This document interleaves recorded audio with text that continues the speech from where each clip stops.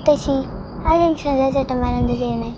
അവരവിടെ പന്തല് കെട്ടാനുള്ള ഒരുക്കങ്ങൾ ചെയ്യുകയാണ്.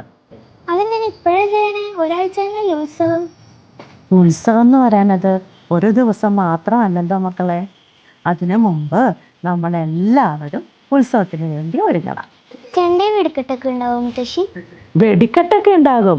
പക്ഷെ നമ്മളെല്ലാവരും കാത്തിരിക്കുന്നത് കിഴക്കുംഭാഗം താലത്തിന്റെ വരവിന് വേണ്ടി. കിഴക്കുംഭാഗോ? അതും കിട്ടും. അതെന്ത് ഇവിടുത്തെ വലിയ ടീമാണോ മുത്തശ്ശി? അതെ, പൂരത്തിന് ശേഷം അവര് വരും നമ്മുടെ കിഴക്കും ഭാഗം. ഈ മഴയത്താണോ പണി?